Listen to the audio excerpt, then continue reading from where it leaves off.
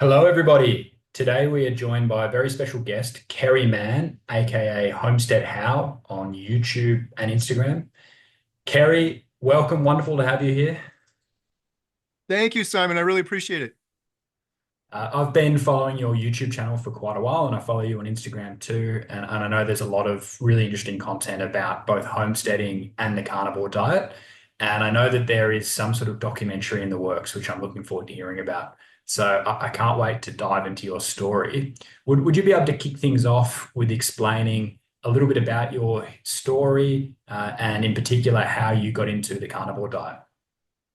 Yes, absolutely. Thank you. So my story, I was sick of being sick.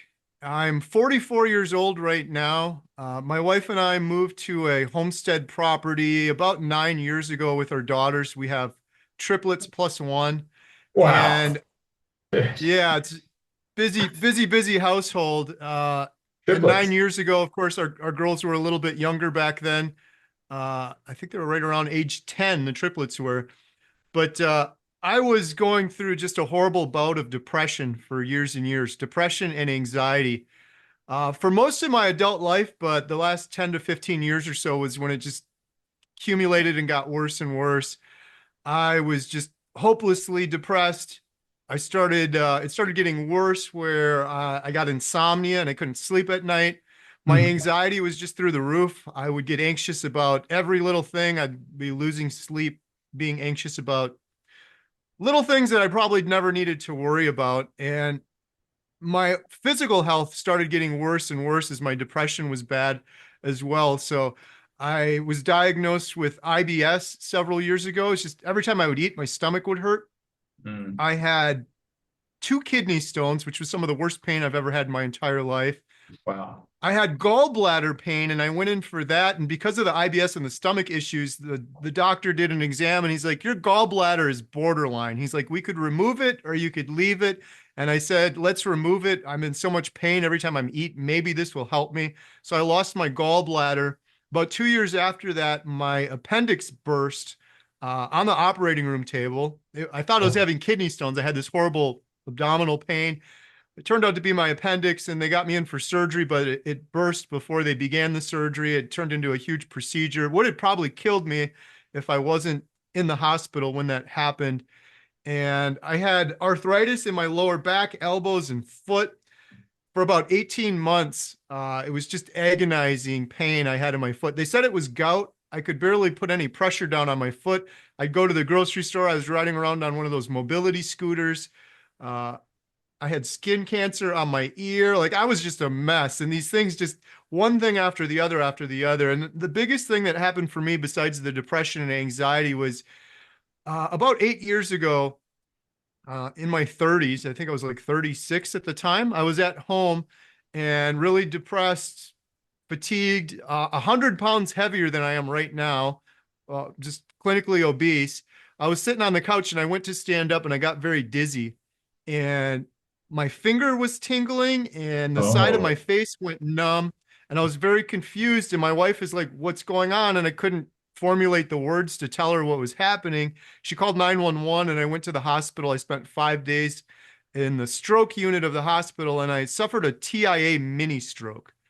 And they did a bunch of subsequent tests after that because you're like, man, you're 36 years old. Why do you have all these issues? All of these health issues. My medical record's like this thick. And why are you having a mini stroke? I also had sleep apnea. I think I forgot to mention that. So I was on a CPAP machine for many years. I'd stop breathing throughout the night. So they did all these tests on me for the stroke, and they said they diagnosed me with congestive heart failure. So they tested my ejection fraction on my heart, and that's a measure of like how your heart keeps up with the needs of your body. And my ejection fraction was a 44, and normal is 65. Like perfect is 65. You don't go to 100 on that, but I was at a 44. I had a highly irregular heartbeat, and they said maybe from the sleep apnea you're having and the sleep issues you're having, and the fact you're overweight and obese may have contributed to your congestive heart failure. Mm. So sorry, it's kind of a long story, but those were all Yeah. of my health issues before I found carnivore. Just all of those things accumulating. I was getting sicker and sicker. I always show people this. I'm holding up a container of about 15 medications I was on at one time. Many of those were for depression, anxiety, but some of them were for my heart, some of them for the gout, some of them were for sleep, anxiety, statins. Far So out. I was a mess. Can, Kerry, you've been through it all. That is unbelievable. I want to kind of get a bit of a context around like when this was and what your life was like at the time. So, how long ago was it that you switched to the carnivore diet? I am a few days shy of 600 days on the carnivore diet. Okay, so I don't know what that is. It's sort of coming up to 2 years. It's Yeah. 22 months or something. Yep. Yeah. Under Yeah. 2 years on carnivore. Yeah, And wow. And so yeah. so So when at that point in your life, like you'd already had four daughters, were you already doing the homesteading stuff? Yes, I assume. we were homesteading for a couple of years. Yeah. Mostly my wife and girls, because I was kind of laying on the couch. I I'd was get That's all what I was gung going to ho and say. like, we got to go cut some firewood. And I'd go and I'd chop one piece of firewood and I was gasping for air and I was looking for a chair to sit down on. So I wasn't able to keep up with those things. That's what I was thinking. I was trying to picture you doing this kind of like big adventure and having four daughters and then being pretty much incapacitated. Far out. And what was your lifestyle and your diet like 2 years ago? 2 years ago, I was doing a ketogenic diet. Hmm. Prior to that, I tried every diet ever. About 15 years ago, I found a ketogenic diet through a Netflix documentary I watched. It was the first time I ever heard of keto. And I tried it then, and it was probably the best diet I've ever done before finding carnivore. I Yep. lost some weight. My mood started improving. Like it touched my mental health issues where the medication never did, but I could never sustain it. And I just yo-yoed over and over again. At one point, I lost about 60 pounds. And I remember saying to my wife, she lost a bunch of weight with me at that time. I'm like, we're never gaining this weight back. We actually have a photograph of us. I was so happy. And I remember when we took that picture, I'm never going back. Like I figured it out. And I think it was about 4 months later, I had gained all of that weight back and then some. And then I just yo-yoed for years. I tried Weight Watchers, plant-based diet, counting calories, one meal a day, fasting. I literally tried everything. Keto was the only thing that was kind of close. And before I found carnivore, I was kind of doing dirty keto. I was trying it again and I was being derailed by those keto snacks and keto bread and keto treats and things like that. Mm. Yeah, I mean, look, a ketogenic diet is good in theory, but unfortunately, it has been corrupted by all these products that are not good for you, and they have big keto on the label, and so you can easily convince yourself, okay, keto cookies and protein bars and all this stuff that you mentioned is okay, but it's not okay. It's just more processed garbage. All right, so you tried the ketogenic diet, it did work. You put the weight back on. How did you find the carnivore diet? Who was your gateway drug? Yeah, so my gateway to the carnivore diet was a man named Dante Ferrigno. He has a YouTube channel called Ferrigno Freedom. And my wife and I we're watching YouTube on our TV and I was flipping through YouTube and this guy came up and he said, "I'm going to only eat meat for 90 days." And I thought this guy's insane. But then I also thought this makes sense. I understand the science behind a strict ketogenic diet. This is just a very extreme ketogenic diet, so it should work, but you're going to clog your arteries. You're going to have deficiencies in vitamins and nutrients and this is going to be boring and you got to have a balanced diet. And I was thinking all of these things. But he was drastically overweight. He had IBS. He had mental health issues, a lot of the same issues I had. And my wife and I noticed that that YouTube video was 2 years old. So I said very cynically, I'm like, let's fast forward and see his most recent video. There's no way this guy's still eating meat 2 years later. He's probably dead of a heart attack by this point. Like, there's no way. And so we did that. I looked at his most recent video, could not recognize Dante. The man had lost all of his weight. His face was glowing. He had a huge smile on his face. He's just praising how he overcame depression, anxiety, IBS was all gone. And it was really like a whoa, this is this is kind of crazy. I didn't immediately start carnivore then because I was justifying my addiction in my brain. I'm like, this guy's an outlier. He's crazy. I've got to do more research. And then I watched probably 1,000 Dr. Ken Berry videos. And I found Dr. Philip Ovadia, who is a heart surgeon. My big thing was I have congestive heart failure. I can't do that. I'm going to clog my arteries. I found Dr. Philip Ovadia, who's a heart surgeon. He's performed 3,000 plus heart surgeries, and he's been eating carnivore for 11 years, and he's advocating it for his patients. And when I started listening to him and him talking about, it's not the quantity of cholesterol, it's the quality that matters. And I started like learning more from him and all this stuff. I'm like, this makes sense. Like some of this stuff is just common sense. Talking about statins and how those are misused. And yeah, long story short, I found a Dr. Ken Berry video on reversing type 2 diabetes. And I thought Dr. Berry was a scam artist. I thought he was selling something. I was justifying in my brain not to do this because it was so crazy to me. And then I read the comments on this video, how to reverse type 2 diabetes. It had 2 million views and 2,000 comments. And the first comment was, Dr. Berry, you saved my life. And it's giving me goosebumps now. It gave me goosebumps then. I'm like, whoa, wait a minute. This is crazy. Like, how is some YouTube doctor going to save someone's life like on the other side of the planet? And then I read more comments, and there were several comments in there. Dr. Berry, you saved my life. Dr. Berry, my A1C was this, now it's this. Dr. Berry, 10 minutes watching your video did more for me than going to my standard doctor for 10 years, just talking about nutrition. And that was when I finally decided to start carnivore after reading all of those comments. I'm like, what do I have to lose? I'm so sick. I'm just going to do an elimination diet for 30 days. I didn't even tell myself I'm going to eat meat because I still couldn't wrap my brain around it. I'm like, I'm going to eliminate sugar, seed oils, carbs, food dyes, all this crazy garbage that we were never intended to eat. Ultimately, I'm just left with meat at that point. But that's how I framed it in my brain. I said, I'm going to do this for 30 days. And I pretty much started right away after that. Wow. And no eggs, you just went straight meat. I did beef, butter, bacon, eggs. Yeah, I did Nice. eggs too. Yeah, I reckon that's a good way to start. So what happened, Kerry? It was crazy. So everyone's different. So I try not to like overhype this. I'm just telling you the truth, and this is my truth. I stopped snoring almost immediately on carnivore.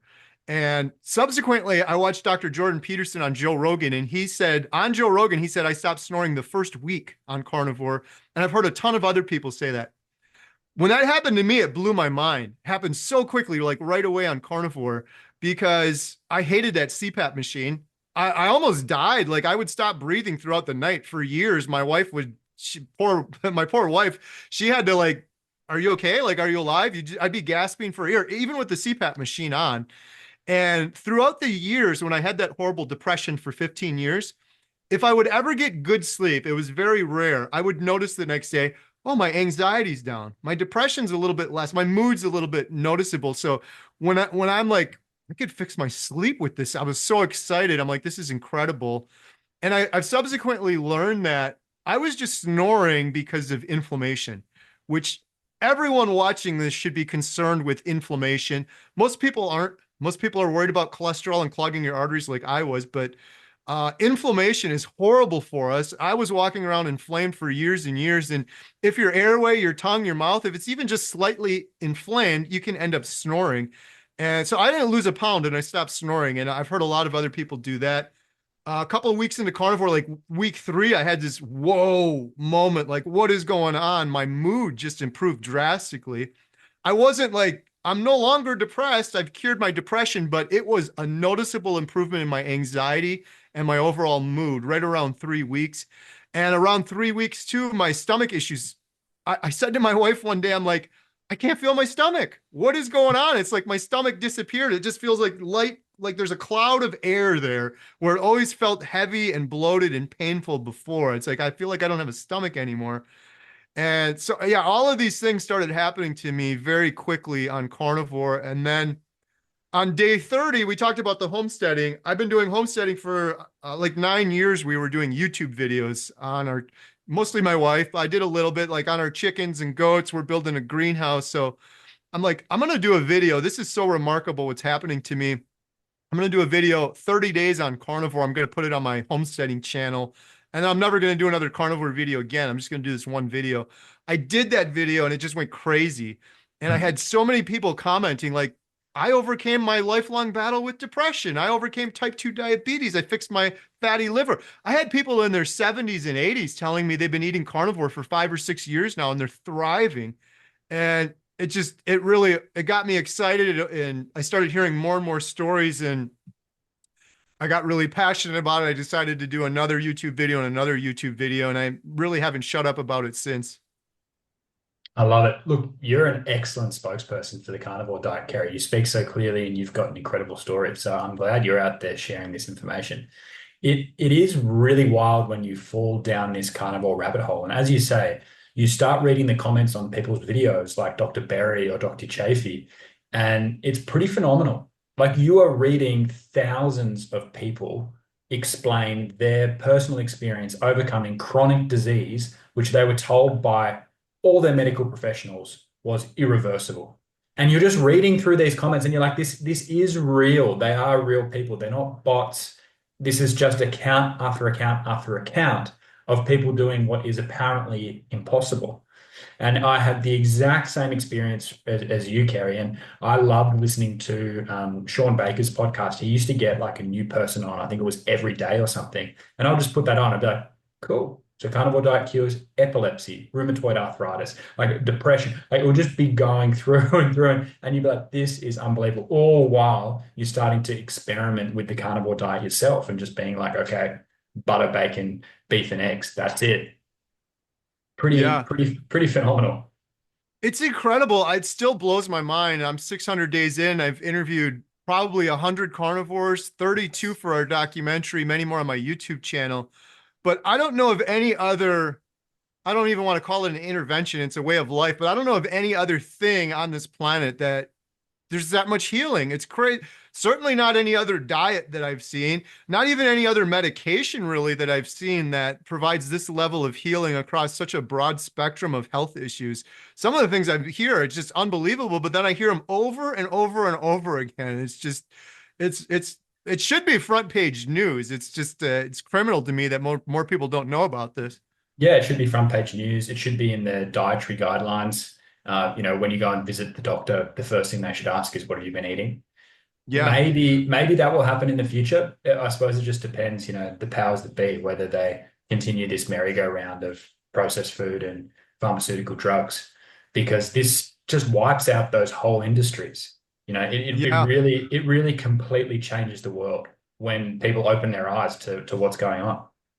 Yeah, it's what is it? The Hippocratic Oath is do no harm, and I don't care because I'm a grown man. I found healing. I can move on now. But I'm like, I was put through a lot of harm through all of this unnecessary medication that had all sorts of crazy side effects that perpetuated me taking more and more medication as I suffered for years and years. My depression was so bad for so long. I'm talking clinical suicidal depression. I mean, it's only by the grace of God I'm still here. And it was just the nutrition the whole time. So it drives me insane. Like you said, you go to the doctor, they never ask you what you eat. What really drives me insane is more so this next generation of kids that, because I ate pretty bad to get where I am, but this next generation is eating a million times worse than I ate. It's fast food, it's ultra processed. The ingredients in some of these foods people are eating now, it's crazy. It's just chemical concoctions. It's just a big science experiment. And doing that to this next generation of children is just criminal, in my opinion. Couldn't agree more. So, Kerry, what's happening with this documentary that you're creating? Yeah, so around day 67, I'm like, we should do a documentary about this. There's a lot of people talking about this on YouTube, but there's a small subset of people on YouTube, right? Imagine if we could get on like Netflix or HBO or one of these big streaming services or a movie screen, like a big screen. There's documentaries that get on the big screen. We could reach millions. My biggest reason for doing the documentary was my mental health issues. I tried everything for so long, and mental health right now is rampant. There's over 1 billion people with a B walking around with mental health disorders, depression, anxiety, bipolar. I'm like, I'm not forcing people. I just want those people that have this hopeless suicidal depression to know there is another tool in the toolbox. There is hope. There's something that you maybe haven't tried before. So I very foolishly said, let's just do a documentary on this. I have video experience, but I've never filmed a documentary. And it's gone that was almost 540 days ago. It's been crazy ever since. We've like built up a whole team of really professional expert people. We did fundraisers. I did a 10-hour carnivore live stream and a 24-hour carnivore live stream where I actually sat here for 27 hours straight interviewing all these good doctors and individuals so that we could raise money to buy our Netflix camera so that we could film on a Netflix approved camera so that we can have a chance to get on the big screen or one of these big streaming services. And the Wow. whole premise with the documentary is we want to follow people for 1 year doing a carnivore diet and Mhm. show good or bad that have multiple different health issues, obesity, depression, type 2 diabetes, and just show what happens. We're not telling, there's lots of really good documentaries on the science behind a ketogenic diet, and we're going to get into the science. Carnivore is just a strict ketogenic diet, but we're more so focused on these individual stories because I believe that's what will inspire people. Absolutely. So, how many people are there, and how did you find these people? Right now, we just finished filming our 34th interview, I believe. Okay. So, so, Um, so, th so 34 different participants. Is that right? yes, and that's including the good doctors. So we filmed Dr. Chafee, Dr. Barry, Dr. Baker, Dr. Kiltz, Dr. Ovadia. We just got done filming Dr. Georgia Eid, Harvard-trained psychiatrist last week, and then individuals on top of it. Uh, Yeah, and the first person we filmed, he found me through my YouTube channel. I just kept doing these Mhm. carnivore YouTube videos.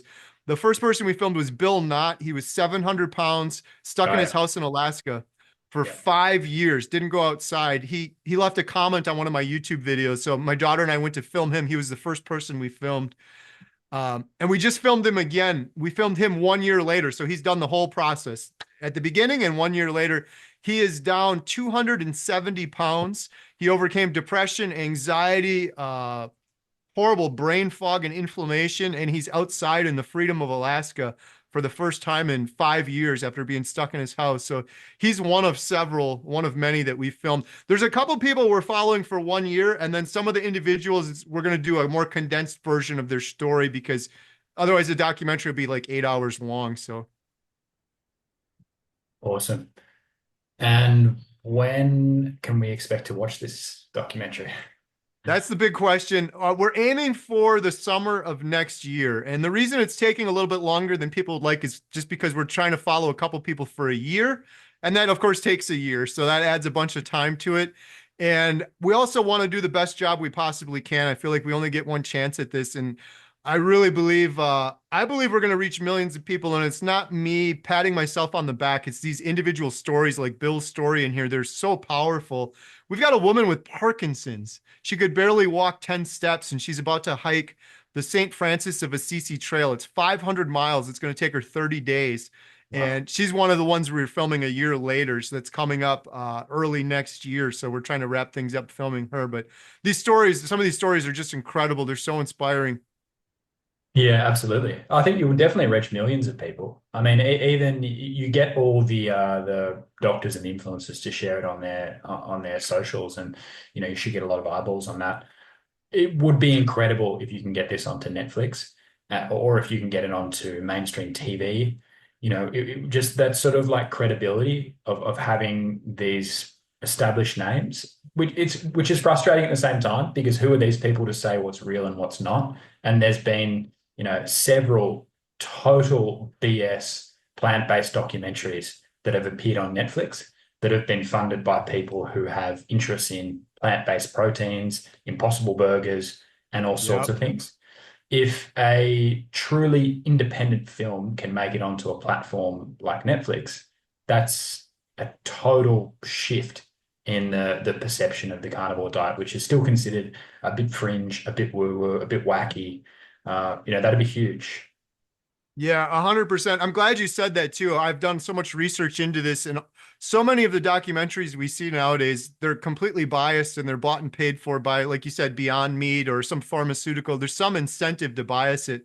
Our entire documentary has been entirely crowdfunded through these Wow. live streams and all these events we've been doing and meetups. And we sell shirts and we take donations, and every single penny from all of that goes to the documentary. I'm not paying myself a salary. I haven't taken a penny from this. So we're really passionate about getting it out there that way. And in terms of the momentum and reaching millions of people, just one thing I wanted to mention real quick that's really exciting. We had just a couple months ago, Dr. Jordan Peterson watched our little teaser trailer we put together, and he tweeted it out to his 6 million subscribers on Twitter, which is crazy. We're going to be filming his wife, Tammy Peterson, in January. She has an incredible carnivore story. She was diagnosed with stage 4 terminal cancer, and she's been in full remission for several years now. So we got some really, really good momentum for the documentary. That's fantastic. Yeah. Are you able to get Michaela involved at all? I'm really hoping so. I'm taking baby steps. I didn't want to get Tammy and then be like, oh, by the way, can we film Jordan and Michaela also? But it's on their radar. So and every individual that we film, we normally try to film their family too. Like, let's get the perspective of your husband. And so Yeah. when we go to film Tammy, we're gonna definitely try to do that. And I'm sure Michaela would be interested. I haven't spoken to her directly, but I've had people on my channel that are going on her channel and vice versa. So Okay. I'm just gonna have to tell her mom, like, you got to talk to your daughter and make this happen. I'm sure she will. I said this before. I don't know of any family, the amount of healing that has happened as a result Oh, of yeah, the yeah. Peterson family. So many people saw Jordan Peterson on Joe Rogan. A ton of people saw Michaela Peterson, and Tammy Peterson's been talking more about carnivore now. Before I ever even met her, I saw a video that Tammy Peterson did on her own podcast about carnivore. It's one of the best videos I've ever seen. It was very, very eye-opening. So which video was that? That was on Tammy's page. Tammy Peterson, yeah. If you go on YouTube, Tammy Peterson Carnivore, it'll come up. It's a podcast interview she did with another woman, and it's incredible. Okay, I'll check that out. Yeah, look, the Petersons are unbelievable. I mean, even the recent conversation between Jordan Peterson and Elon Musk, and Musk starts talking about his back pain, and Jordan Peterson says carnivore diet will fix that, and then Elon Musk, haha, yeah, very good. He goes, no, carnivore diet will fix that. You know, Yep. I used to have severe back pain. I went carnivore and now I don't have it anymore. You should try it. And then I see just this week when Elon was on the Joe Rogan show and Elon Yep. saying, yeah, I have steak and eggs for breakfast. I'm like, ah, I think he's been red pilled on the carnivore diet by Jordan Peterson. And he's starting to realize the more sort of these, big figures who are super intelligent can share how healing the carnivore diet is, the better. But yeah, the Petersons, they are phenomenal. And I've had through our carnivore challenge, I've had so many people, men and women, say to me that they discovered the carnivore diet through Michaela. Particularly people who can relate to the arthritis story and anything to do with autoimmune. It's just like found Michaela, decided to give it a go, and now everything's in remission and they feel amazing. So yeah, the family is incredible. Yeah.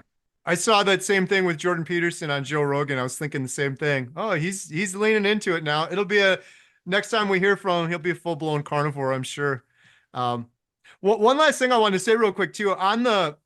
You mentioned this, carnivores out there, right? I couldn't accept it myself. It's really crazy. The thing I've realized and the thing I'm advocating for in the documentary is what I'm doing with the carnivore diet is I am just returning to what is natural as close as possible as I can, given the 60,000 options we have in the grocery store right now. I don't think you can eat any cleaner than eating a grass-fed, grass-finished piece of beef, ruminant animal stomach.